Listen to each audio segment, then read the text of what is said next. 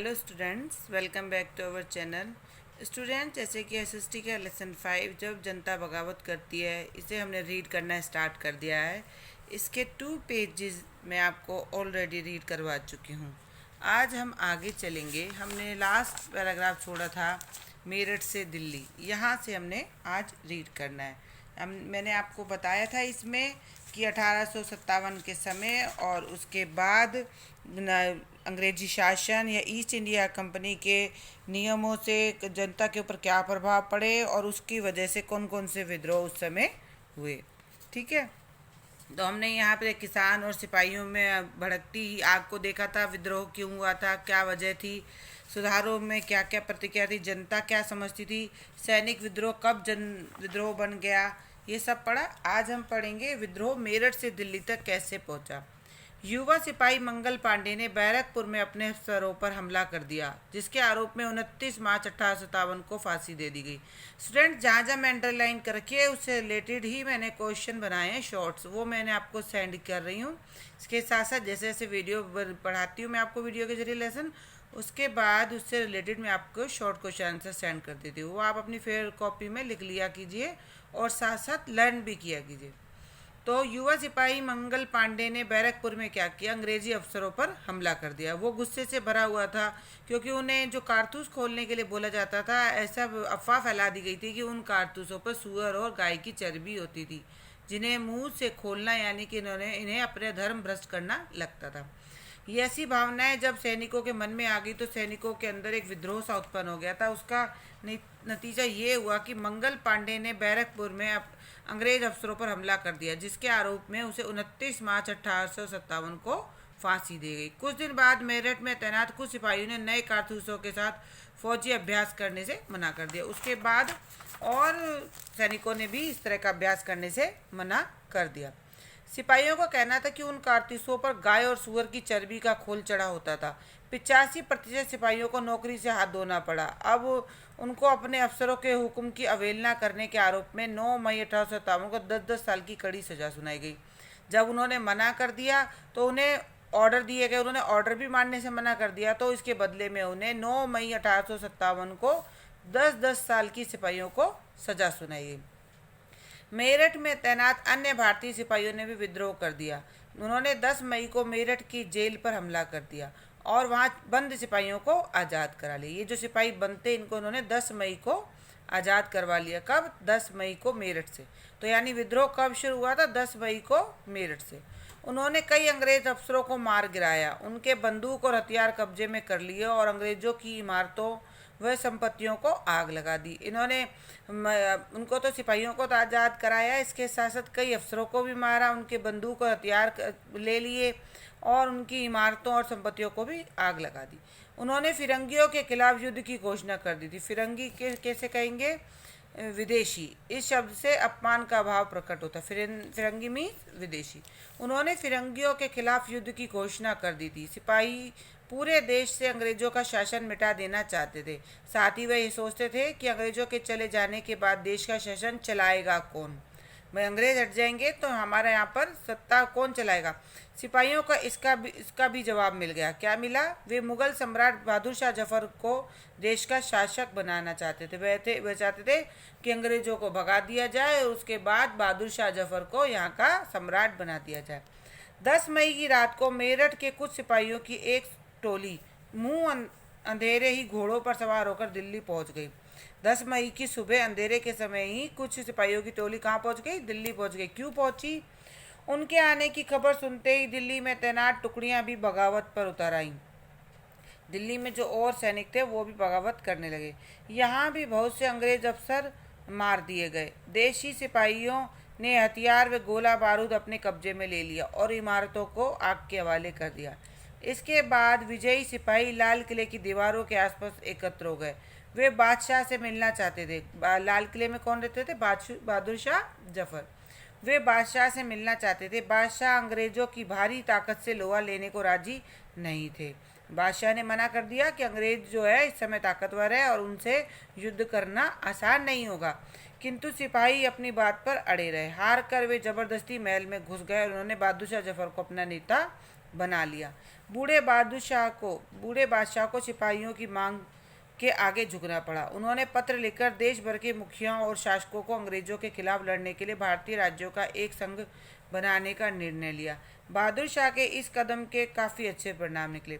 जब अंग्रेजों ने सैनिकों ने जिद करी तो बादशाह को बात माननी पड़ी, और उसके बाद उन्होंने जो मुखिया और अलग अलग रियासत के शासक थे उन सबको पत्र लिखा और उससे कहा कि हम सबको मिलकर एक संघ बनाकर इनसे लड़ना होगा। ठीक है, जिसके आगे अच्छे परिणाम देखने को मिले।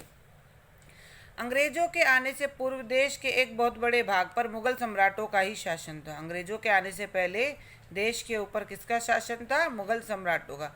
अधिकतर छोटे शासक और रजवाड़े मुगल बादशाह के नाम पर ही अपने इलाकों का राजकाज चलाते थे। अधिकतर छोटे शासक जो थे और जो रजवाड़े थे, छोटे मोटे जो शासक हुआ करते थे छोटे मोटे इलाकों के, वह मुगल बादशाह के नाम पर ही अपने शासन चलाते थे। ब्रिटिश शासन के बढ़ते विस्तार से डरे हुए बहुत से शासकों को लगता था कि अगर दोबारा मुगल बादशाह शासन संभाल लेंगे तो मुगलों के राज में दोबारा वे बेफिक्र होकर अपने इलाकों में शासन चला सकेंगे। जो छोटे मोटे राजा थे उन्हें भी लगता था कि अंग्रेज चले जाएं और दोबारा से बहादुर शाह जफर वो बन जाए बादशाह, तो उनके भी राजपाट चलने लगेगा। अंग्रेजों ने इन घटनाओं की उम्मीद नहीं की थी। उन्होंने सोचा था कि कारतूसों के मुद्दे को लेकर पैदा हुई उथल पुथल कुछ दिनों में शांत हो जाएगी। अंग्रेजों को ऐसा नहीं लगता था कि ये जो उन्होंने सैनिकों को दंड दिया है 10-10 साल का या छोटी मोटी कारतूसों के पीछे मना कर रहे हैं तो ये एक बड़ा विद्रोह का रूप ले लेगा। किंतु जब बहादुर शाह जफर भी विद्रोह में शामिल हो गए तो रातों रात की स्थिति बदल गई। जब लोगों को कोई रास्ता नज़र आने लगता है तो उनका उत्साह और साहस दोगुना हो जाता है, जिससे उन्हें आगे बढ़ने के लिए हौसला, उम्मीद और आत्मविश्वास मिलता है। यानी कि इस विद्रोह को बहादुर शाह जफर का साथ मिल गया था, तो उन्हें उम्मीद थी कि अब हम जीत जाएंगे और बहादुर शाह जफर को दोबारा से हम बादशाह बना देंगे। बगावत फैलने लगी। जब दिल्ली में अंग्रेजों को मुंह की खानी पड़ी तो करीब एक हफ्ते तक कोई भी विद्रोह देखने को नहीं मिला। अंग्रेजों को दिल्ली में जब हारना पड़ा तो कोई भी विद्रोह देखने को नहीं मिला, क्योंकि खबर फैलने में भी थोड़ा समय तो लगता ही था। इसके बाद तो जैसे तैसे विद्रोहों का सिलसिला ही चल निकला। एक एक करके हर रेजिमेंट के सिपाहियों ने बगावत कर दी और वे दिल्ली, कानपुर व लखनऊ जैसे प्रमुख स्थानों पर दूसरी टुकड़ियों की मदद के लिए चल पड़े। उनकी देखो देखी कस्बों और गांवों के लोग भी विद्रोह पर उतर आए। वे स्थानीय नेताओं, जमींदारों और मुखियाओं के साथ संगठित हो गए। ठीक है, ये लोग अपनी सत्ता बनाने और अंग्रेजों से लड़ने को तैयार थे। स्वर्गीय पेशवा बाजीराव के दत्तक पुत्र नाना साहेब कानपुर के नज़दीक ही रहते थे। उन्होंने सेना एकत्र की और ब्रिटिश सैनिकों को शहर से भगा दिया। वो तो पहले ही नाराज बैठा था। जब उसने कहा था कि मुझे मेरे पिता की पेंशन दे दी जाए तो इन्होंने उससे इनकार कर दिया था। तो उसने भी अपनी सेना को इकट्ठा किया और ब्रिटिश सैनिकों को शहर से भगा दिया। उन्होंने स्वयं को पेशवा घोषित कर दिया। उन्होंने घोषणा कर दी कि वे बहादुर शाह जफर के अधीन गवर्नर हैं। नवाब वाजिद अली शाह को गद्दी से हटाकर उनके बेटे बिरजिस कद्र को नया नवाब बना दिया गया। बिरजिस कद्र ने भी बहादुर शाह जफर को अपना बादशाह स्वीकार कर लिया। उनकी मां बेगम हजरत महल ने अंग्रेजों के खिलाफ बगावत को बढ़ावा देने में उनका पूरा समर्थन दिया। झांसी में रानी लक्ष्मीबाई ने भी विद्रोही सिपाहियों के साथ हाथ मिला लिया। उन्होंने नाना साहेब के सेनापति तात्या टोपे के समर्थन से अंग्रेजों को भारी चुनौती दे दी।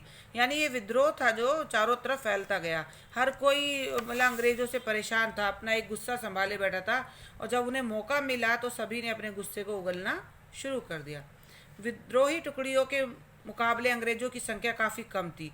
कई मोर्चों पर अंग्रेज बुरी तरह हार गए। इससे लोगों को विश्वास हो गया था कि अब अंग्रेजों का राज खत्म हो चुका है।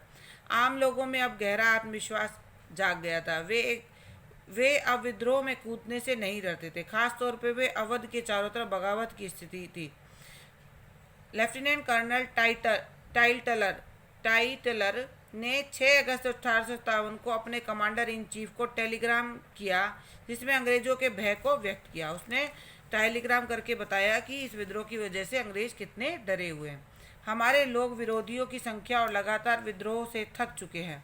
ये किया था उसने, क्या कहा था कि हमारे लोग विरोधियों की संख्या और लगातार विद्रोह से जो थे थक चुके हैं। हर एक गांव हमारी खिलाफत कर रहा है। जमींदारों ने भी हमारे खिलाफ कमर कस ली है।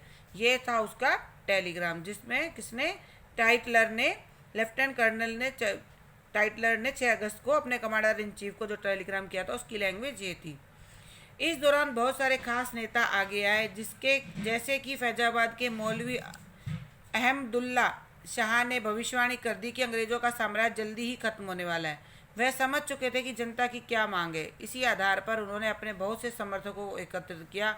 अपने समर्थकों को साथ लेकर वे भी अंग्रेजों से लड़ने की तैयारी में लखनऊ जा पहुंचे। दिल्ली से अंग्रेजों को भगाने के लिए बहुत सारे गाजी यानी धर्म योद्धा एकत्र हो गए थे।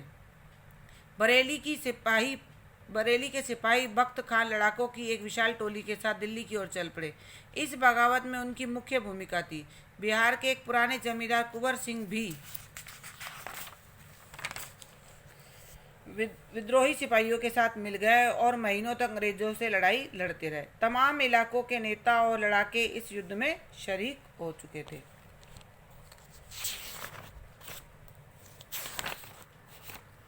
आगे देखेंगे कंपनी का पलटवार। इस भारी उथल पुथल के बावजूद भी अंग्रेजों ने हिम्मत नहीं हारी। कंपनी ने अपना पूरा जोर लगाकर बगावत को कुचलने का निश्चय किया।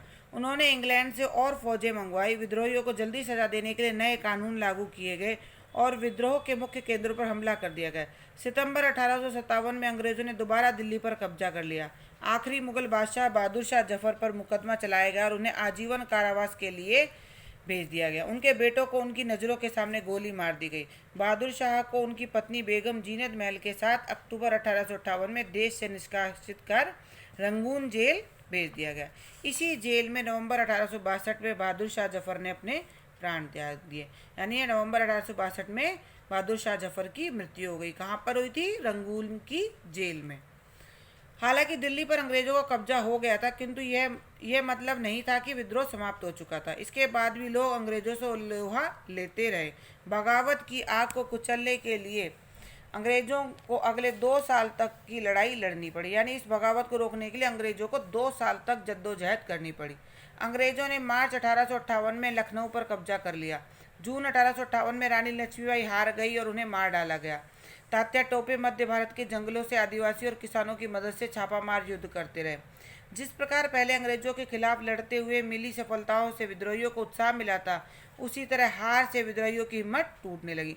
जैसे पहले ये जीत रहे थे तो विद्रोहियों का उत्साह बढ़ रहा था, लेकिन उन्होंने देखा कि अब ये महारानी लक्ष्मीबाई भी हार चुकी थी, बहादुर शाह भी हार चुके थे। तो इन सबको हारता देखकर तात्या टोपे ये इधर सब दूर से युद्ध कर रहे थे, तो विद्रोहियों की जो हिम्मत थी वो जवाब देने लगी थी। बहुत से लोगों ने विद्रोहियों का साथ छोड़ दिया। अंग्रेज भी लोगों का विश्वास जीतने के लिए हर संभव कोशिश करने लगे। उन्होंने वफादार भूस्वामियों को इनाम देने की घोषणा की और उन्हें विश्वास दिलाया कि उनकी भूमि पर उनके परंपरागत अधिकार कायम रहेंगे। अंग्रेजों ने लोगों को ललचाना शुरू कर दिया था।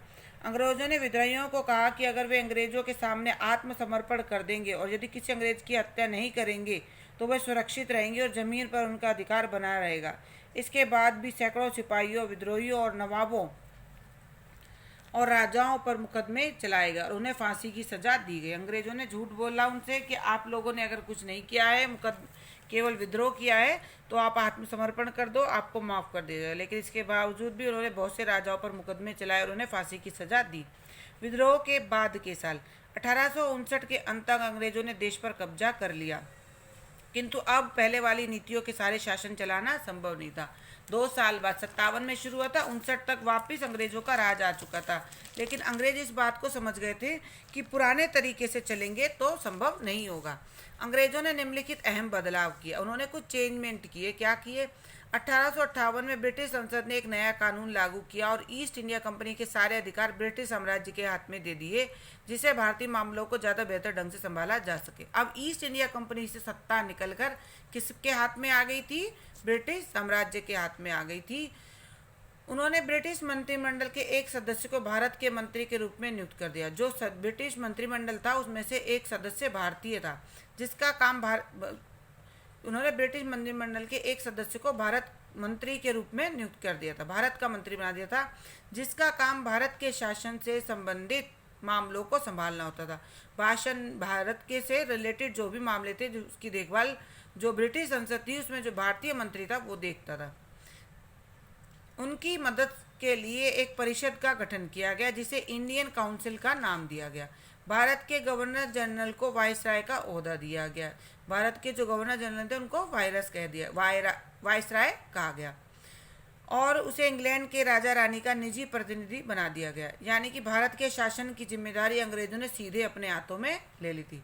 यानी वो अंग्रेज राजा रानी का निजी होता था, यानी भारत से रिलेटेड कोई भी परेशानी, कोई भी बात होती थी तो वह इंग्लैंड के राजा या रानी के पास तुरंत पहुंच जाती थी। दूसरा था, देश के सभी शासकों को विश्वास दिलाया गया कि भविष्य में वे कभी भी उनकी ज़मीन पर कब्जा नहीं करेंगे।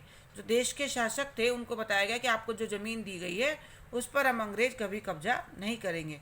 वे अपनी रियासत अपने वंशजों या अपने दत्तक पुत्रों को सौंप सकते हैं। अंग्रेजों ने कहा था ना कि बेटा नहीं होगा, दत्तक पुत्र होगा या गोद लिया पुत्र होगा तो उसको आप नहीं दे सकते, हमारे राज्य में मिल जाएगी। लेकिन अब उन्होंने कहा कि आप अपनी रियासत को अपने वंशजों यानी अपने परिवार के लोगों को सौंप सकते हो। किंतु उन्हें इस बात के लिए प्रेरित किया गया कि वे ब्रिटेन की रानी को अपना अधिपति मान लें। इस प्रकार भारतीय शासकों को ब्रिटिश साम्राज्य के अधीन शासन चलाने की अनुमति दे दी गई।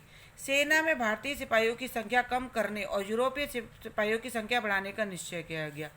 सेना में भारतीय सिपाहियों की संख्या कम की गई और यूरोप से आने वाले सिपाहियों की संख्या बढ़ा दी गई। उन्होंने यह भी तय किया कि बिहार, अवध, मध्य भारत और दक्षिण भारत से सिपाहियों की भर्ती करने के बदले अब गोरखा, सिखों और पठानों में से अधिक सिपाही भर्ती किए जाएंगे। मुसलमानों की भूमि और संपत्ति पर कब्जा कर लिया। उन्हें शक की निगाह व शत्रुता की भाव से देखा जाने लगा। अंग्रेजों को शक था कि यह विद्रोह उन्होंने ही फैलाया होगा।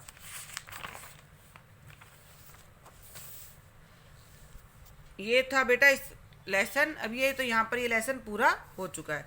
तो आपने देखा कि 1857 का विद्रोह किस प्रकार से शुरू हुआ और किस प्रकार से अंग्रेजों ने उस विद्रोह को कुचल दिया, और उसके बाद सारी सत्ता जो थी वो ब्रिटिश साम्राज्य के हाथ में आ गई, ईस्ट इंडिया की कंपनी के हाथ से निकल के, और ईस्ट इंडिया कंपनी में किस प्रकार के बदलाव किए। ओके स्टूडेंट्स, तो ये था हमारा लेसन 5, जब जनता बगावत करती है। इसे मैंने आपको रीड करा दिया है। अब आपने इस वीडियो के साथ देखते हुए सब पूरा कंप्लीट लेसन रीड करना है, उसके शॉर्ट क्वेश्चन आंसर को लिखना भी है और याद भी करना है। Okay, good day.